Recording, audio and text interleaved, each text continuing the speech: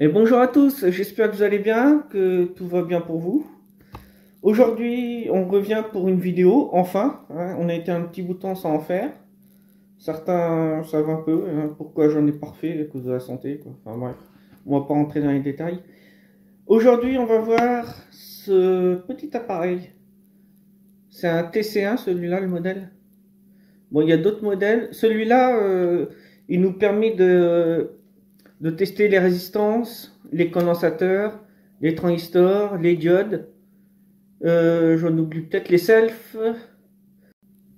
Je dois en oublier, mais ça me revient pas comme ça de tête. Bon, alors celui-là, le problème, c'est que... Alors, ouais, c'est bien le HS. Marqué HS pour savoir lequel c'était. Celui-là, on a beau appuyer, ça ne fait rien du tout.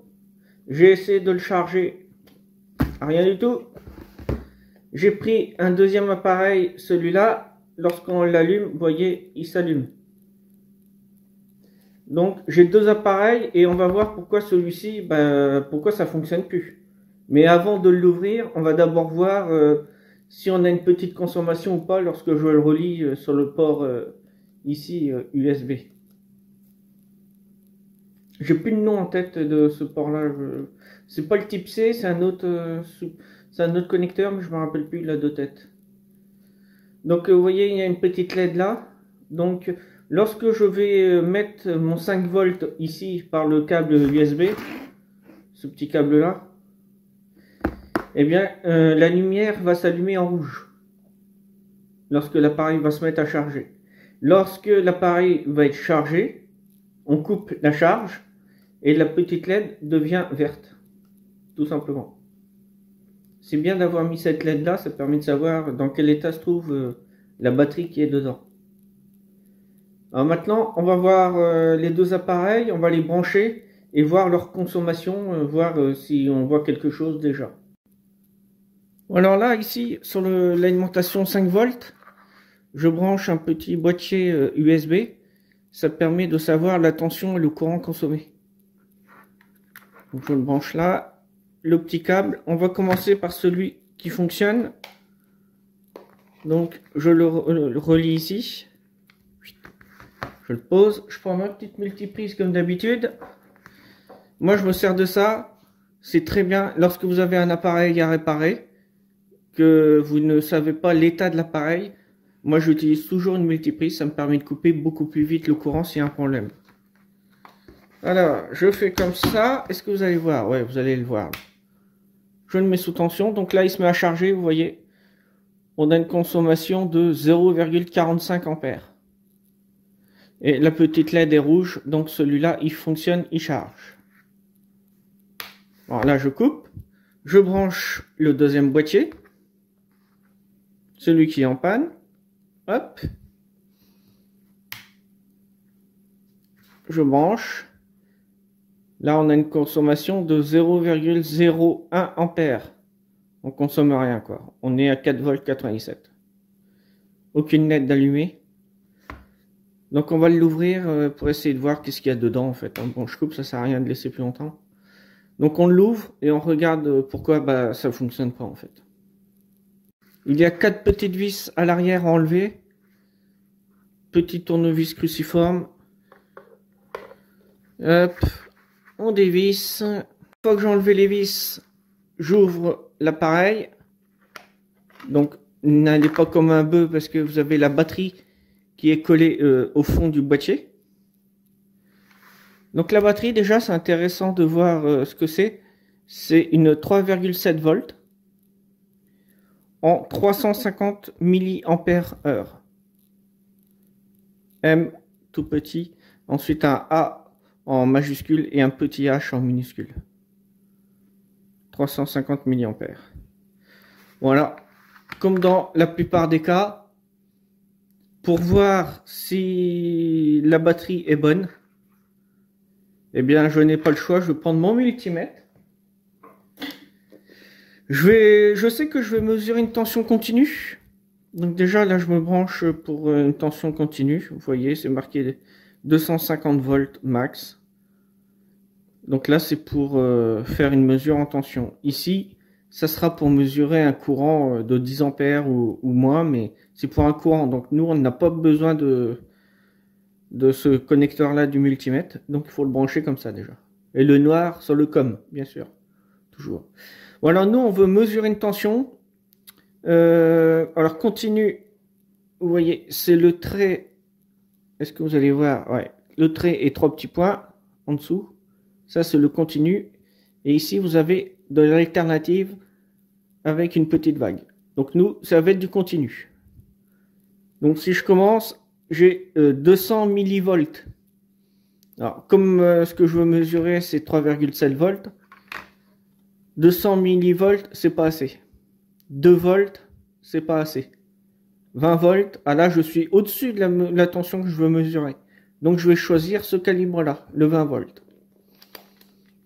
Alors le cas de figure que je viens de vous faire voir là, on commence par le petit calibre et on monte. C'est valable pour toute tension que vous voulez mesurer.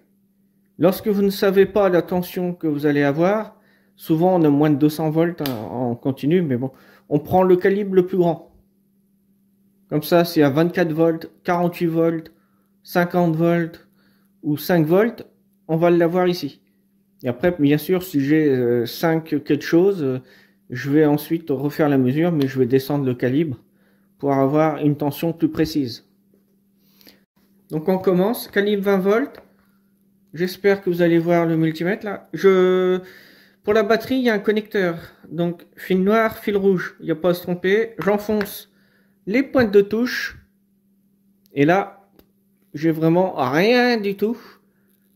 Donc faut pas avoir peur à enfoncer les pointes de touche dans le connecteur. Parce que si on n'enfonce pas assez, eh bien ce qui va se passer, c'est que on va pas toucher les parties métalliques du connecteur et des fils.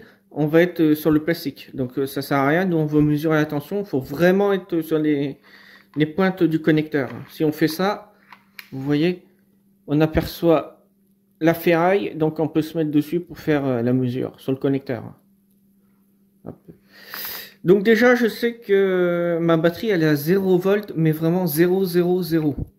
Il n'y a rien du tout dessus. Donc je peux la débrancher, là elle va me servir à rien. Je vais essayer comme ça, sans la batterie, et je vais brancher ici et voir si j'ai une petite LED qui s'allume ou si mon appareil s'allume. On va voir. Bon alors, on va brancher. Hein. Hop, il n'y a rien du tout. Rien, et ça c'est bizarre quand même. C'est parce que la batterie n'est pas en place. Bon, je coupe. Je vais m'assurer qu'il n'y a pas un court-circuit avec le petit boîtier. S'il y a un court-circuit, ça voudrait dire que c'est ce qui a foutu ma batterie à 0 volts. Donc là, je vais utiliser le calibre. S'il y a un court-circuit, on va le voir. Donc je vais utiliser sur ce multimètre là, c'est le calibre diode qui fait le mode bip bip. Ça dépend des multimètres en fait. Symbole de ma diode sur ce multimètre là, sur ce modèle là, c'est un MAS830L. Le symbole diode, ils l'ont fait, attendez, ici sur le calibre 2 kg et en fait compte c'est ici. Donc il y a une petite erreur de dessin sur le multimètre. Avec un internaute, on en est arrivé à ce que vraiment le mode diode soit ici et non là. Donc on a fait des recherches, enfin moi j'ai fait des tests avec un autre multimètre pour m'assurer que mes mesures ici en mode bip bip étaient les bons, enfin en mode diode. Alors je me mets en mode diode, si je touche, ça sonne, c'est qu'il y a un court-circuit. Je me mets sur le connecteur de la batterie là. Je viens mettre et vous voyez là ça affiche... on est à l'infini, donc on n'a pas de court-circuit du tout. Hein. Si on aurait... Je peux me mettre en calibre 2 kΩ. Par exemple, je me mets sur le connecteur. Je suis supérieur à 2 kΩ. Donc ça veut dire qu'il n'y a pas de court-circuit. Déjà, c'est rassurant. C'est vraiment très rassurant. Donc là, en fait, dans notre cas, c'est parce que ce petit boîtier n'a pas été rechargé assez rapidement et au bout d'un certain temps, les batteries, elles lâchent. Si elles sont pas chargées, elles ont tendance à lâcher. Ça les abîme. C'est pour ça que si vous avez un appareil avec une petite batterie comme ça, pensez à le recharger assez régulièrement parce que sinon, vous allez claquer la batterie. Donc cette batterie-là, c'est du classique. On en retrouve dans plein d'appareils, comme les mini enceintes Bluetooth. Ça, on a plein de batteries comme ça. Microscope électronique, il y a aussi cette batterie-là. Je l'ai changée déjà dans un microscope, justement, parce que la batterie était HS. Elle a chargé 2 fois et après elle était morte. Donc je l'avais changée et ensuite elle a jamais relâché pour l'instant. Donc je croise les doigts. Hein. Hop, là-haut, j'ai du mal à y croiser, moi. Comme ça, peut-être? Non, même pas. Bon, enfin bref. On va voir pour changer la batterie. Donc déjà, il faut le décoller. C'est collé au fond du boîtier. Ah oui, on peut l'avoir comme ça. Hop là. Hop, ça se décolle facilement en fait. Donc cette batterie-là, n'y allez pas avec un tournevis. Parce que si vous la percez, elle va prendre feu directement. Donc on va éviter de mettre le feu. J'ai une batterie qui est un poil plus grande. Donc celle-ci, c'est une 3,7 volts en 2000 mAh. Donc elle est bien plus costaud. Elle va tenir beaucoup plus longtemps chargée. Parce que celle-ci, j'ai remarqué que lorsque je l'ai utilisée, ça durait pas très longtemps. Au bout d'une heure, 1h30, on va dire 1 heure, la batterie était morte. Donc avec celle-là, j'espère pouvoir durer beaucoup plus longtemps. Donc je l'ouvre, je la sors et je sais pas, on va voir. Je crois que le connecteur qui est livré avec, il est trop petit pour aller ici. Donc il faudra peut-être que l'on coupe les fils et qu'on récupère ce connecteur-là, qu'on ressoude sur les fils de la batterie et ensuite qu'on mette de la gaine thermo-rétractable, donc c'est isolant, pour pouvoir la brancher. Donc je l'ouvre et je reviens tout de suite. Donc voici la batterie. J'ai regardé, c'est pas le même connecteur, donc c'est pas grave, on va couper là et schlac, on va changer les fils. Il y en a pas pour longtemps. Donc je me suis mis en mode 20 volts continu. Et je vais vérifier que celle-là est encore bonne parce que c'est une batterie que j'avais en stock, mais je ne sais pas si elle a encore si elle fonctionne encore ou si elle est pas morte, je ne sais pas. Malgré qu'elle soit neuve. On est à 3 volts 80. Donc la batterie est bonne. Bon, elle est impeccable. Donc on va pouvoir couper les fils, souder et ensuite on remet la batterie en la collant au fond du boîtier. Donc je coupe là, hein, vu qu'elle est morte.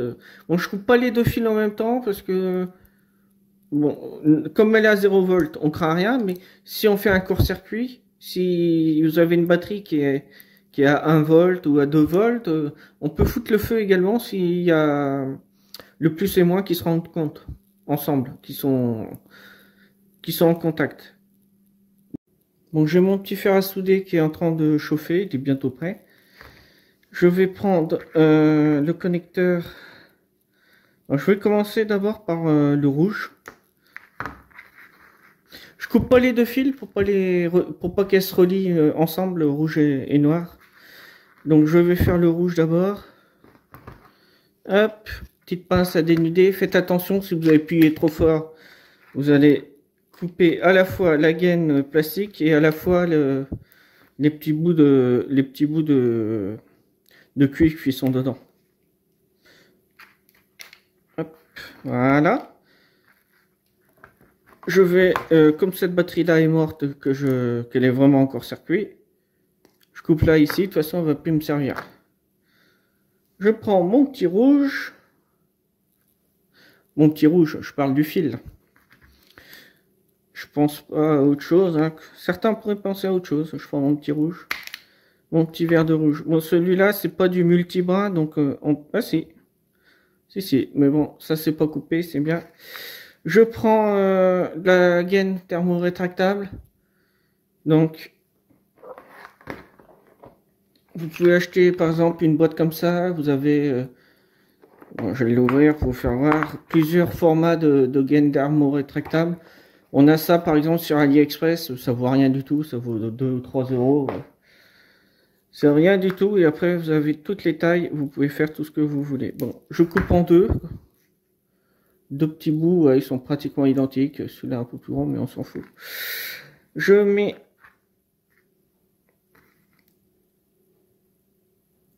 Je n'oublie pas de mettre le fil dans la gaine thermo-rétractable. Comme ceci. Hop, et je le laisse pas là parce que sinon, quand je vais vouloir mettre de l'étain sur le fil, automatiquement ça va chauffer et puis la gaine elle va se rétracter sur le fil. C'est pas le but. On veut le faire nous à la fin une fois qu'on a soudé. Donc je mets mes petits fils comme ça. Je prends mon petit fer à souder. La pointe est bien propre. Par contre, je vais la revisser parce que sur celle-ci, elle a tendance à se dévisser. Hop, on va dire que c'est bon. Ouais.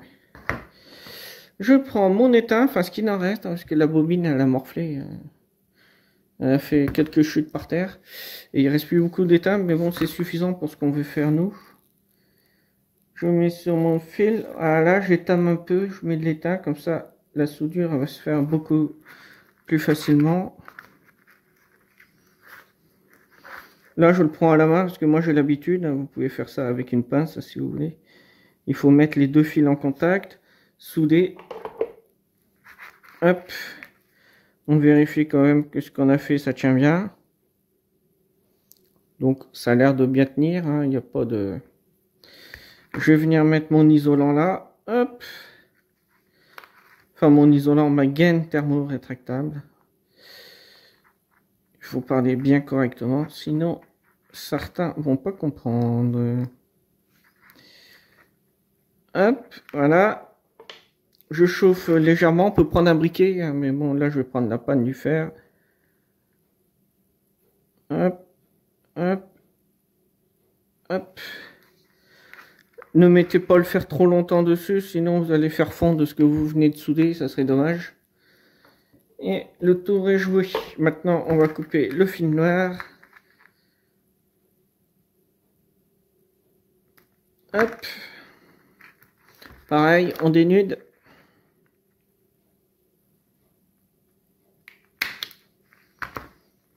C'est bien ces pinces. Avant, je faisais ça au ciseau ou alors au cutter. Oh, mais c'est une prise de tête, des fois, pour arriver à dénuder comme ça. Donc là, au moins, j'ai pas de souci avec la pince. Donc cette fois-ci, je vais passer d'abord le fil dans la gaine rétractable. Et ensuite, je vais dénuder mon fil parce que tout à l'heure, j'ai fait l'inverse. J'ai dénudé, après j'ai mis le fil. Et quand c'est du multibrin, des fois ça peut être, ça a été le cas, c'est un peu galère pour mettre le fil dans la gaine, dans le trou, tellement c'est fin. Voilà, on dénude. On reprend notre petit fer à souder. Hop, je vais en mettre sur mon fil noir. Deuxième fil noir. Hop, un peu d'étain. Pas la peine d'en mettre énormément, ça sert à rien. Je mets les deux fils en contact. Je mets le fer à souder dessus. Hop. Ça tient bien mon affaire? Ouais, c'est bon. Hop. On remet la gaine thermo-rétractable. Hop. On vient chauffer légèrement.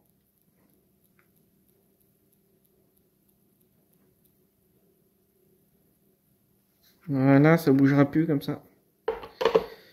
Je vais prendre mon boîtier. Hop, alors comment que ça vient ça? Ça vient comme ça, donc je vais mettre ma batterie comme ça au fond. En espérant que ça referme parce qu'elle est plus épaisse. J'espère que ça va être bon parce que je mets ma batterie. Connecteur là. Bon, il s'allume, donc c'était bien la batterie. Bon, on va essayer de refermer comme il faut maintenant. On remet la petite barre du haut là. Alors, pour pouvoir la remettre, c'est simple. Vous voyez là, il y a une petite rainure tout autour. Et là, c'est plat. Donc le côté plat est à l'intérieur et le côté qui ressort à l'extérieur. Hop, on remet comme ça. Là, ça tient. On vient remettre notre petit boîtier là, comme ça. Ah, c'est trop gros. Bon, alors finalement, la batterie, je l'ai mis comme ceci, ça passe. J'ai coupé les deux pattes qu'on avait ici, avec une petite pince coupante. Hein. Ça a dépassé, donc j'ai coupé, et là, ça rentre maintenant. Dedans, il n'y a pas grand-chose. Hein. Il y a un microcontrôleur ici, avec son quartz de, je regarde, 16 MHz. Ça, on appelle ça un quartz bas profil, si on cherche. Parce qu'on a des quartz qui sont plus longs, et on a des quartz comme celui-là, bas profil, qui est tout petit. Donc le microcontrôleur, lui, on voit, il est relié directement à l'écran. Donc le microcontrôleur sert d'afficheur et sert de mesure, pour faire la mesure. Ici, on a une petite diode. Pas une petite, elle est assez grosse hein, par rapport à la vue de tous les autres composants. Attends, je vais me mettre ici, vous allez mieux voir. Ici, vous avez un tout petit circuit intégré, donc il faudrait regarder au microscope si on arrive à lire quelque chose dessus, je ne sais pas. C'est en fait le contrôleur de charge de la batterie, qui est situé juste ici, le petit circuit là, à 6 pattes, un petit boîtier noir. Donc lui, il va venir, vous voyez, il y a une résistance ici, petit condensateur, il va venir en même temps commander notre petite LED là, pour l'allumer soit verte, soit rouge. Donc ça, c'est la charge, avec le port USB ici. Ici, vous voyez, il y a un petit montage, on va dire que c'est du DC-DC. En fait, on va légèrement augmenter la tension continue. Si on prend le petit boîtier dans ce sens-là, ici, vous apercevez, il y a U3. Est-ce qu'on arrive à lire U3 quelque part? Oui, c'est écrit juste là, j'avais même pas fait gaffe. U3, c'est un régulateur de tension. Donc lui, il va réguler la tension qu'on a augmentée ici avec l'aide du transfo du petit circuit intégré qu'on a ici. Donc on va avoir le régulateur pour avoir 5 volts. Donc à partir du 3,7 volts de la batterie, on fournit un 5 volts au microcontrôleur. Donc voilà. Ici, vous voyez qu'il y a des soudures. C'est tout simplement le connecteur ici. Donc on vient mettre soit les fils, soit les composants directement.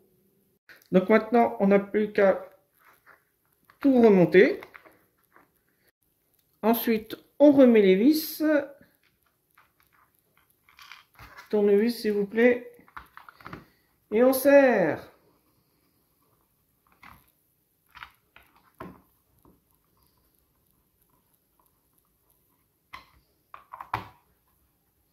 Ça sert à rien de serrer comme un bœuf.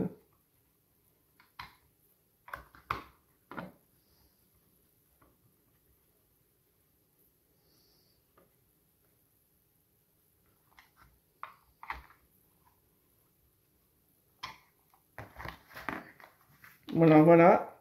Oh, je n'ai pas serré assez, moi, je crois. Ah ouais, voilà, c'est bon. Donc, on a un appareil qui fonctionne qu'on vient de réparer et celui qui fonctionnait déjà. On a à nouveau deux appareils. Alors, pour réparer ce petit boîtier, j'ai utilisé une batterie neuve. Donc, j'en ai eu pour à peu près 4,30 €, on va dire. Plus le petit connecteur à 30 centimes. Donc ça nous fait du 4,60 € pour réparer l'appareil. Donc ça le vaut largement. Ça le vaut largement. Donc voilà, c'est pas très cher à réparer. Et c'est un appareil qui est vraiment génial pour tester tous les composants que l'on souhaite. Hein. Bon, pas les circuits intégrés, mais on peut tester les diodes, les LED, tous les composants que j'ai déjà cités tout à l'heure. Voilà, je vais vous faire voir comment fonctionne le boîtier quand même. Je prends par exemple le premier condensateur. Alors, vous voyez qu'il y a un plus, un moins, et de l'autre côté, bien sûr, c'est le plus. Bon, on s'en fout pour le sens de branchement. C'est l'appareil qui va reconnaître tout seul où est le plus, où est le moins. C'est un petit boîtier très intelligent. Je referme, c'est juste pour que ça tienne et que les contacts se fassent bien sur le condensateur. Ensuite, j'appuie sur Start. Là, il calcule, je rapproche, et on voit que c'est un condensateur qui mesure 46,30 microfarads avec un ESR de 1,1 volt. Vous voyez, j'espère que vous voyez assez. Donc ce condensateur là, si je le renlève, on s'aperçoit que c'est un 47 microfarads. Donc dans notre cas, il est bon. Celui-là est bon. L'autre, je ne sais pas, je l'ai pris au hasard dedans. C'est écrit dessus 100 microfarads, 16 volts. C'est pareil, la tension qui est écrit dessus. Pour faire le test sur ce boîtier-là, on s'en fout. Ça peut être 50 volts, ça peut être 16 volts, 6,3 volts. Il n'y a aucun souci, le boîtier va pouvoir le tester. Hop, je mets le condensateur, je referme le petit verrou. Je rappuie sur Start. Et lui, il va faire combien? Hop, celui-là, il fait 90,76 microfarads, un ESR de 0,34 ohms. Bon, il a un peu perdu en valeur. Il a perdu pratiquement, oui, il a perdu 10 microfarads. Donc ça correspond à 10% de perte de capacité.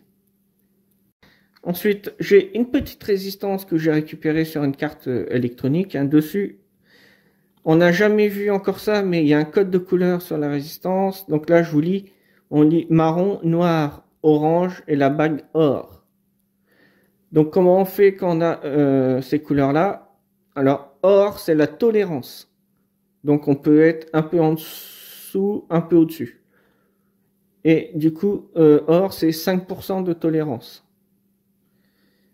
Ensuite, comment fonctionne le reste des bagues? Marron, c'est 1, donc on met 1. Ensuite, noir, c'est 0, donc je viens mettre... Oula, on voit pas. Hein. Je viens mettre un 0, ça fait 10. Et ensuite, orange, c'est 3, donc 3 0. Donc ça fait 10 000 ohms, ce qui fait 10 kOhms. Alors, il faut savoir le code des couleurs. En électronique, c'est les bases, hein. Il faut connaître son code de couleur des résistances. J'appuie sur le bouton Start. Elle fait bien 10 kOhms. Vous voyez, 10,35 kOhms. Donc la résistance est bonne. Je vais pouvoir la réutiliser dans des petits montages. Donc voilà, c'était pour vous faire voir comment fonctionne le boîtier, c'est ultra simple. Vous avez 1, 2, 3 sur la première ligne. Ensuite, vous avez 1, 2, 3, 2. Donc, vous mettez votre composant. Le but, c'est de pas se mettre sur 1 et 1, parce que là, il va nous dire qu'il y a une erreur avec le composant. Voilà, vous allez avoir ce message-là. Oh, il y a un reflet là. Ensuite, en dessous, vous avez KAA. Donc ça, c'est pour les diodes ou les LED. Vous pouvez tester les LED aussi. J'ai oublié tout à l'heure. On peut faire ça avec ce boîtier-là. Elle s'allume lorsque je vais la mettre dessus. Ensuite, vous avez 1, 2, 3, 3. 3, 3, c'est relié ensemble. Donc, comme j'ai dit, ne mettez pas votre composant là, votre condensateur, par exemple, sur 3, 3. Là, il va vous dire qu'il y a une erreur.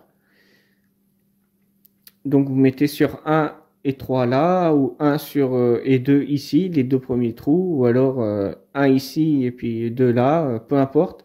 Ça, c'est pour les composants en deux pattes. Et pour les petits transistors ou MOSFET, vous avez 1, 2, 3, c'est très simple. Vous prenez dans le sens que vous voulez, vous pouvez mettre sens écriture vers vous ou sens écriture derrière. Peu importe, le petit boîtier, lui, il va faire son test, il va savoir. Donc celui-là, c'est le TC1. Je sais qu'il y a une autre référence, un modèle qui est un peu au-dessus, mais dans la réparation, j'en ai pas utilité d'avoir un boîtier supérieur. Moi, le TC1 me convient très très bien. Du coup, voilà, je vous le propose. Ceux qui veulent en avoir un, je pourrais mettre un lien dans la description sous la vidéo. Donc vous allez sur la vidéo, vous regardez juste en dessous, c'est écrit description, vous appuyez dessus et dedans je mettrai le lien. Oula, hop là. Ah, s'il marche plus. si. Donc voilà. Bien sûr, si vous avez aimé, le pouce vers le haut, plus haut, plus haut, plus haut. Ensuite, n'hésitez pas, vous pouvez également partager la vidéo, vous pouvez la mettre sur Twitter, vous pouvez la mettre sur un site internet, n'importe lequel. Vous pouvez aussi télécharger la vidéo si elle vous plaît. Il y a plein de petits programmes pour pouvoir télécharger. J'en ai pas en tête. Je crois que bon, c'est vieux maintenant, c'est dépassé, mais il y avait Real Player, je crois. Avec ça, on doit pouvoir télécharger. Sinon, il y a tout un tas de petits logiciels qui sont gratuits. Dans Google, vous tapez télécharger vidéo YouTube, vous allez avoir plein de logiciels. Faites attention de ne pas avoir des logiciels malveillants, par contre. Ça serait vraiment dommage. Voilà. Oui, moi j'ai parlé de ce petit boîtier aussi, mais vous, je sais pas s'il vous servira. Moi, je m'en sers beaucoup parce que ça me permet de voir la charge, le courant consommé. Très pratique. Il existe différentes versions de boîtiers comme ça. Celui-là, c'est le ultra classique, ultra simple. Je l'ai payé moins d'1 euro, avec les frais de port compris, bien sûr, en Chine. Mais il y en a qui sont un peu plus sophistiqués, avec plusieurs ports différents, enfin différents connecteurs USB, quoi. Du type C, on va avoir le USB 2.0, on va avoir tout un tas de connecteurs différents. On a aussi les connecteurs pour les téléphones iPhone.